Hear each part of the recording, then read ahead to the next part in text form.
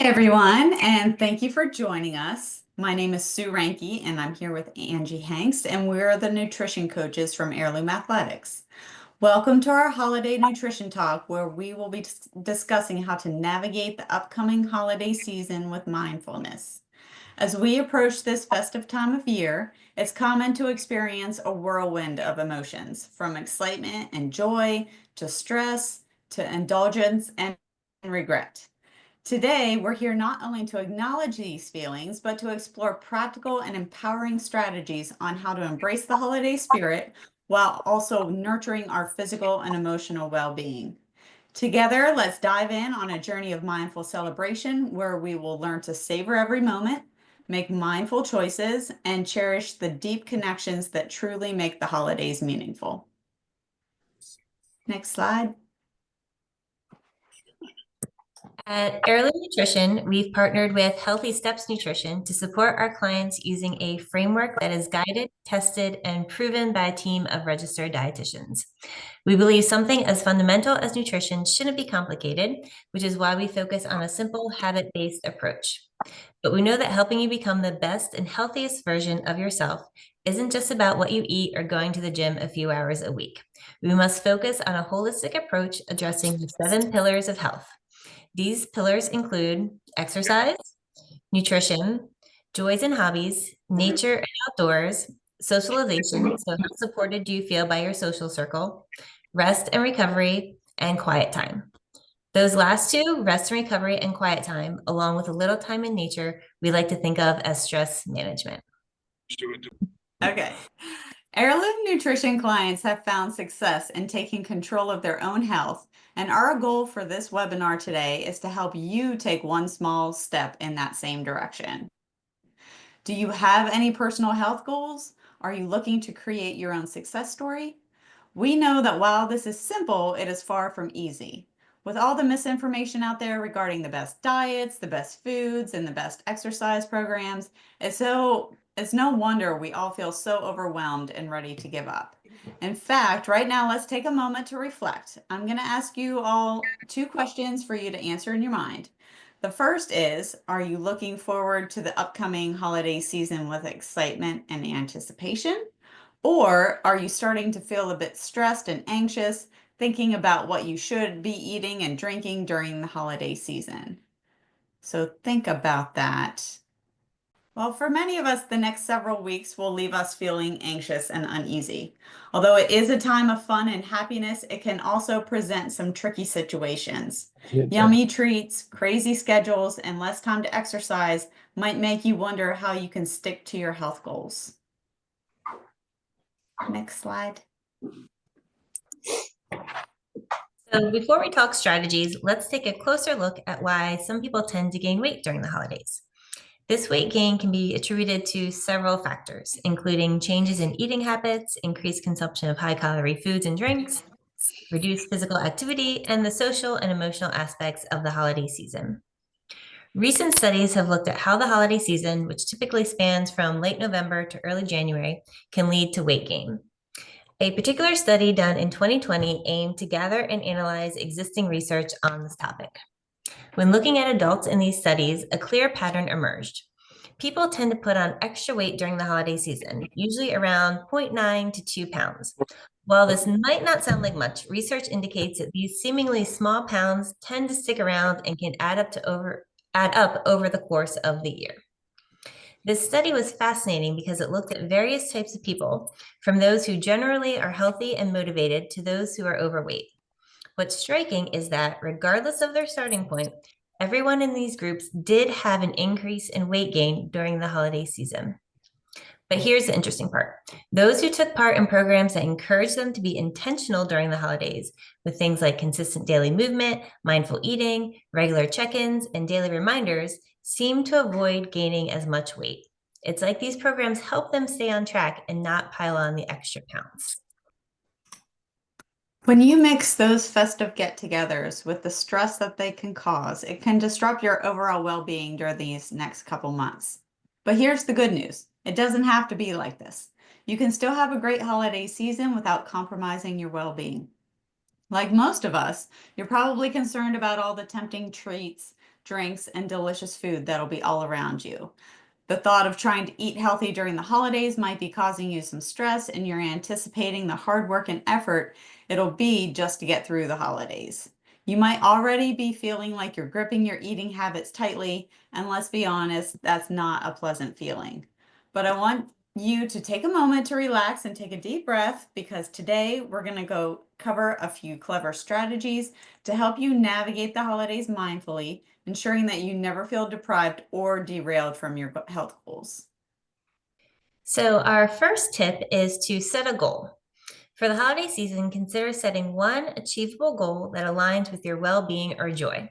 It could be as simple as aiming to take a daily 15-minute walk to enjoy the winter scenery, sharing a heartfelt moment with a loved one each day, or savoring one new holiday recipe. Focusing on a single specific goal can make your holiday season more manageable and meaningful.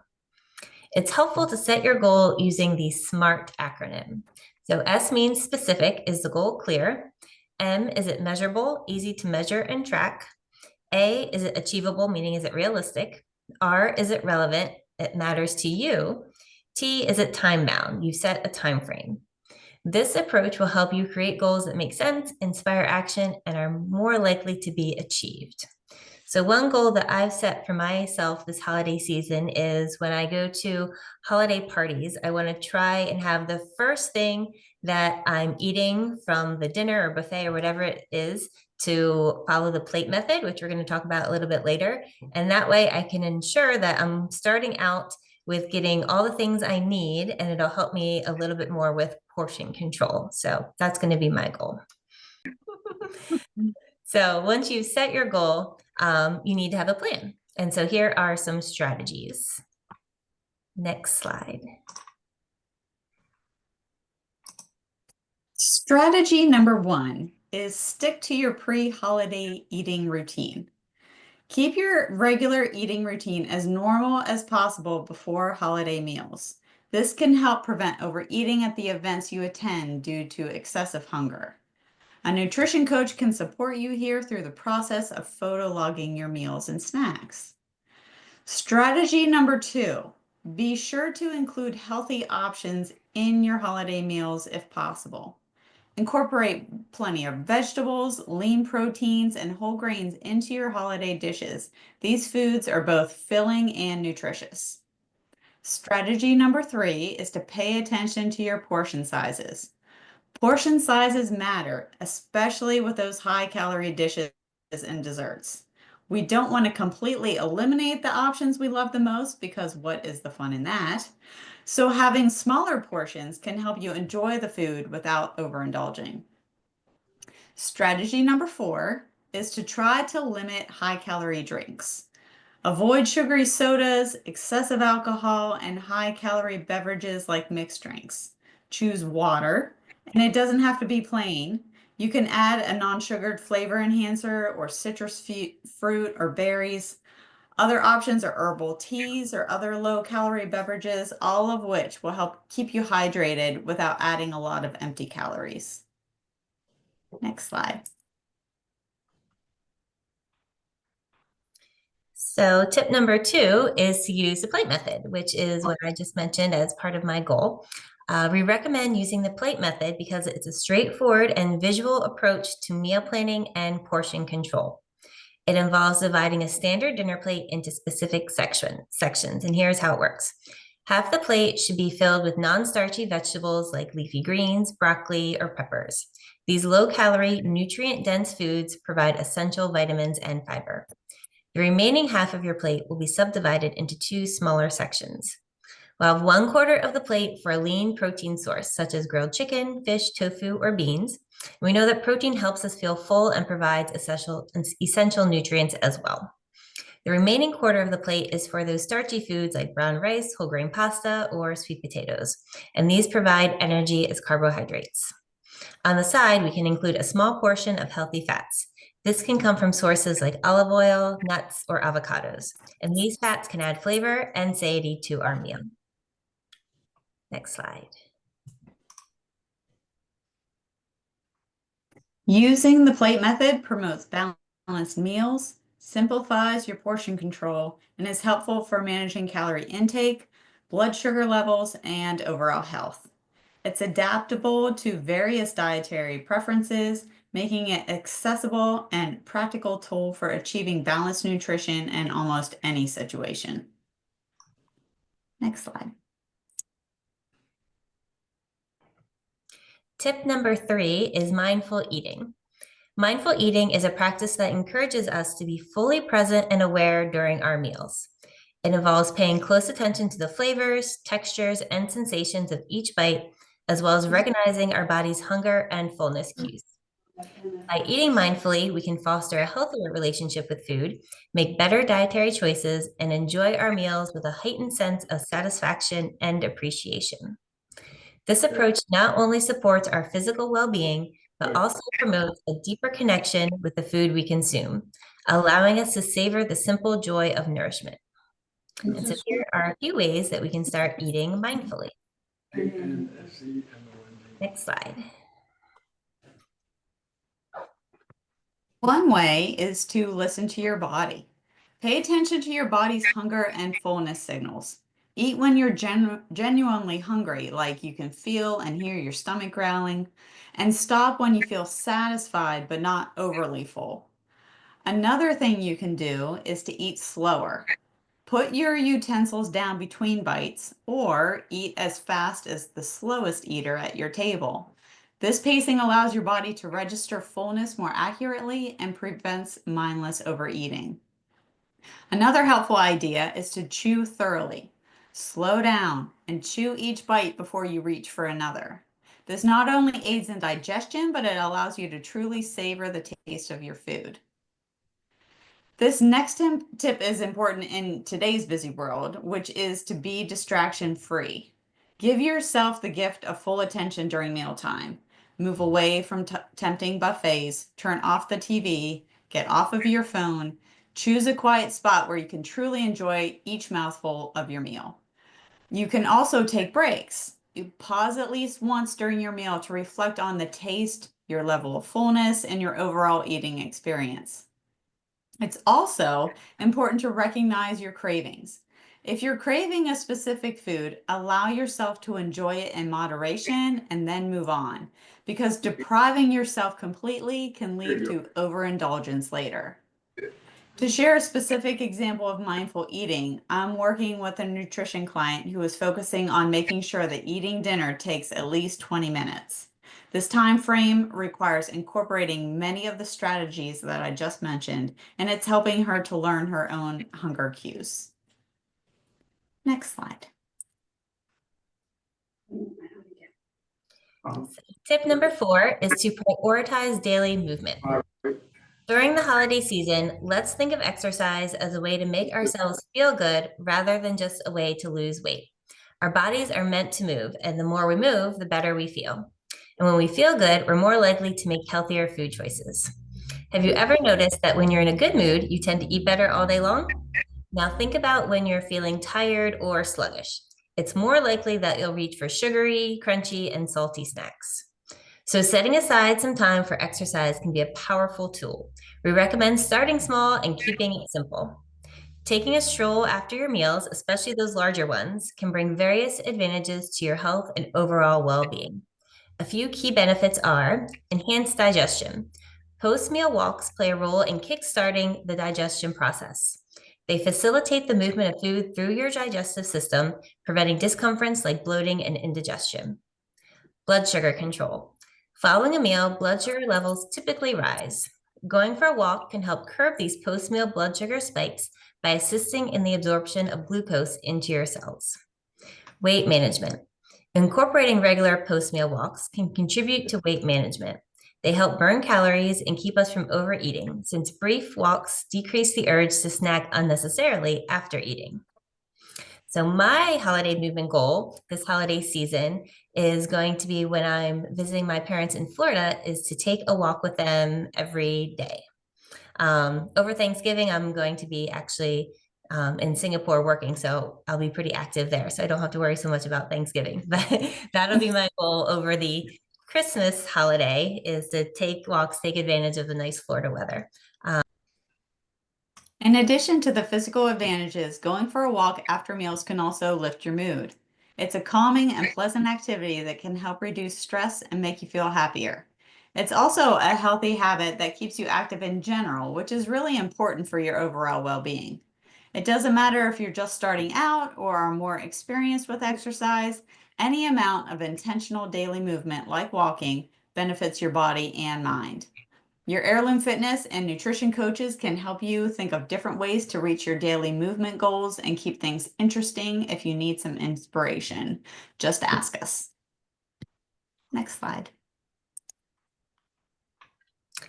Remember that setting achievable goals is key to maintaining your health and well-being during the holidays.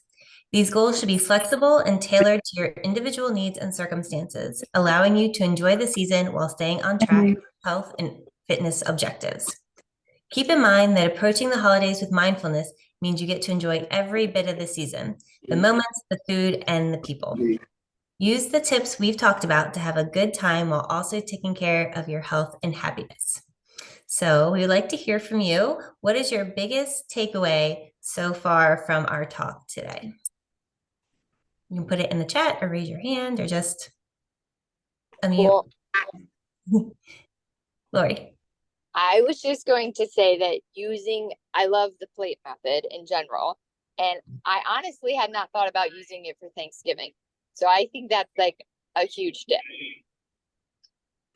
Yeah, I mean, no reason not to use it, right? Yeah. And then we can that'll help us keep all those carb dishes in check with just a little scoop of each to make up that quarter plate. Yeah.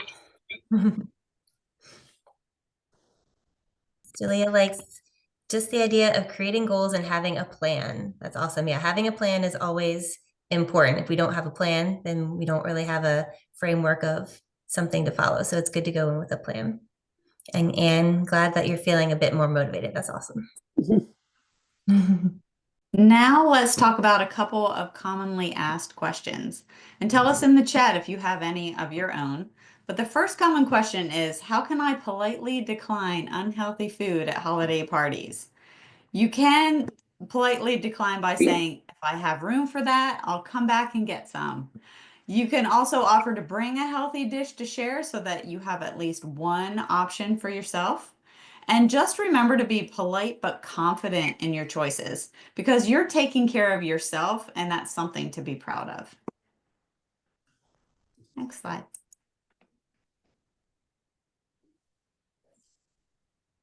Another common question is, how do I deal with the stress that often comes with the holiday season? First, know that you're not alone in feeling stressed during the holidays. Many of us feel that way. So to manage holiday stress, we recommend engaging in relaxation techniques like deep breathing, journaling, and exercise. Prioritize downtime between all of the holiday festivities and set realistic expectations for yourself during this busy time. All right, so what are some other questions you have for us? We've already gotten some really great questions in when people registered. One of them are, what are some tips for maintaining good nutrition practices while traveling? We know a lot of people travel for the holidays. And so not only are you going to someone else's house, you're not sure what they're eating or going to have for their meals, but just the traveling in and of itself. I do a lot of traveling for work, so I like to make sure I always have healthy snacks that I bring with me. So I have protein bars, I have healthy trail mix.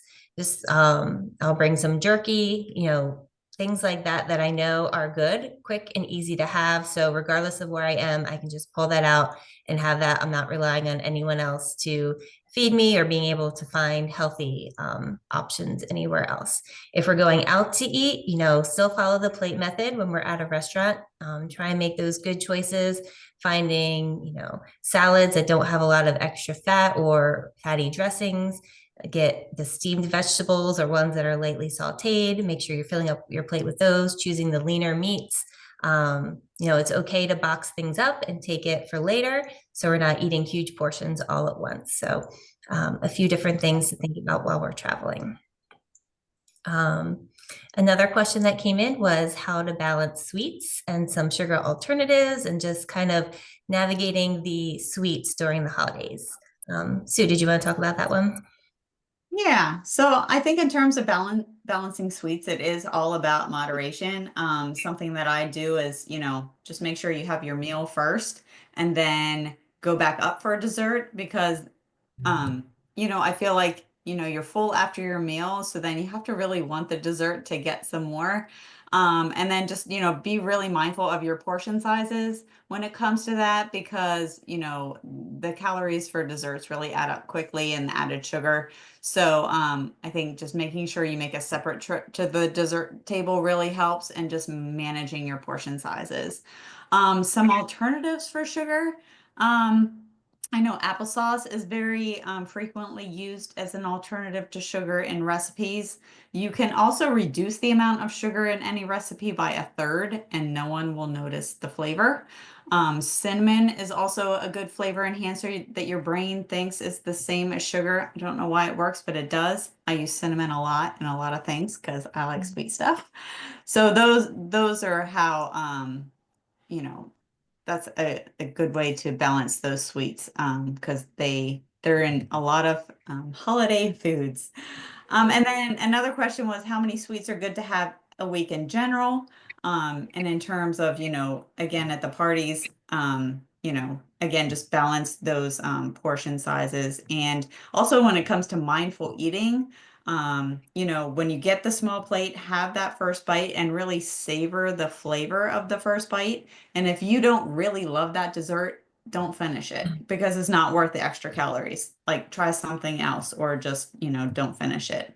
Um, in terms of how many sweets, are good to have in general, the American Heart Association recommends no more than 36 grams of added sugar per day for men and no more than 24 grams of added sugar per day for women. Through my own research, any dessert that you're going to have is well going to exceed that number. So again, that's where the portion sizes come into effect. If you, maybe choose two or three of your favorites from the table and just have a little bit of them rather than entire pieces of multiple desserts. And then we had another question too about some favorite non-alcoholic options. I think Kara had some good ideas for that as well. Yeah, I have actually been testing out a lot of different non-alcoholic options, and Sue mentioned a bunch of them earlier. I do like the sugar-free additions to water. There's Crystal Light has a variety of different flavors. There's also like Mio is a brand of a little squirt tube of a variety of flavors. I keep those on hand. I've also found that I do like a mocktail. So a couple of brands that, if you're looking for something that feels a little bit more festive, there is a brand called Peak, Peak. And they have a couple of different options. I think there's a passion fruit margarita and a blood orange drink of some kind. They've got some spice to them, which I think it creates a little bit of that allure of it being a real cocktail. But I really enjoy those. And then there's also another brand called Paloma, which is the Paloma is a drink. It's a grapefruit drink, but it is a mocktail of that. And I went to a birthday weekend with some friends recently, and I just poured that over ice in a little glass, and and put a wedge of lime in it, and everybody thought I was having a real cocktail. So those are things that kind of keep it interesting that I'm looking forward to having over the holidays instead of the typical alcohol. If you are going to go with alcohol, champagne and some of the sparkling wines are some of the least caloric options out there. And then also just, alternate with water, and the non-alcoholic options is a great strategy to go with. Now that we've explored 4 tips to help you navigate this holiday season, let's take a minute to discuss the 3 core principles of the Heirloom Nutrition Coaching Program. Next slide. So our first principle is to focus on whole foods first. We should start by choosing whole food options and less processed food packed with sodium, fat, and sugar. A simple way to start this is by reshaping your plate using the plate method, which we've already talked about. Our second principle is to focus on a balance of macronutrients. When we say balance, we mean does every meal and snack you consume throughout the day contain carbs, protein, and fat? Pairing each meal and snack with all three of these macronutrients will help keep you fuller longer and will help regulate your blood sugar. Most people will feel their best while fueling their busy days and activity with about 40% carbohydrates, 30% fat, and 30% protein. But please know that individual breakdowns may vary. Our third principle is to limit the number of processed carbs and sugar.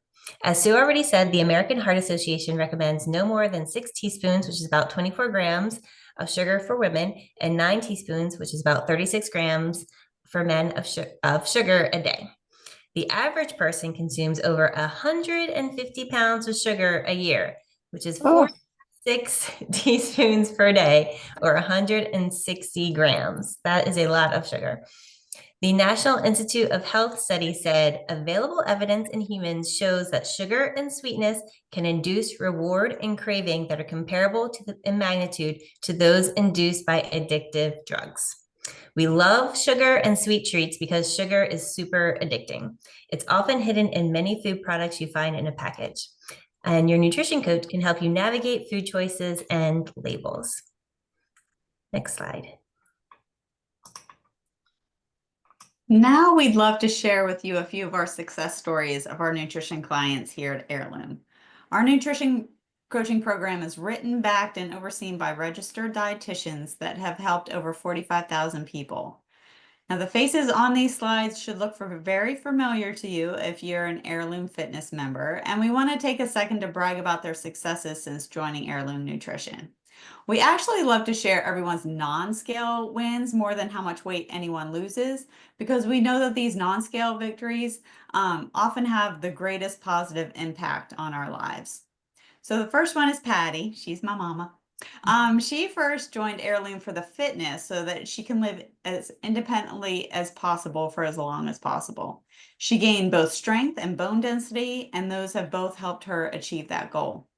She's been a nutrition client for a year and has not only lost weight, but she's maintained that loss, which for most people is the hardest part.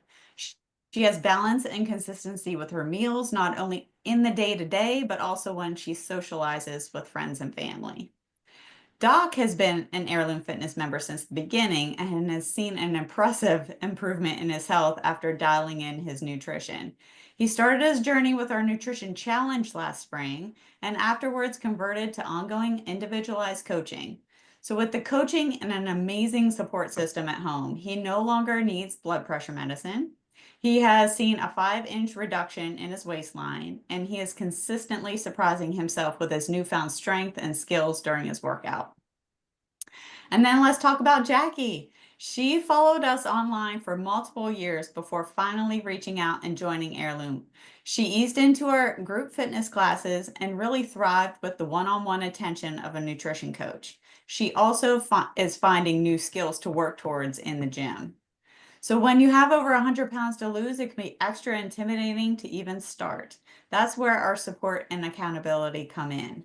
So whether you just want another set of eyes on your daily habits or you have 100 pounds to lose, Heirloom Nutrition Coaching is here to support you. So you can book your free call and get started. And you're thinking about it, it is so worth it. Like, it's awesome.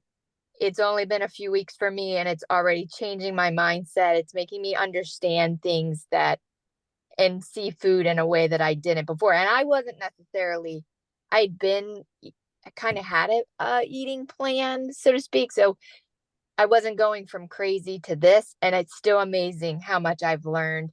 It's still, sustainability was my word. And I can totally see how I'll be able it's like life changing, altering the way, the mind, like Angie's having my, just rethink about it. It's amazing.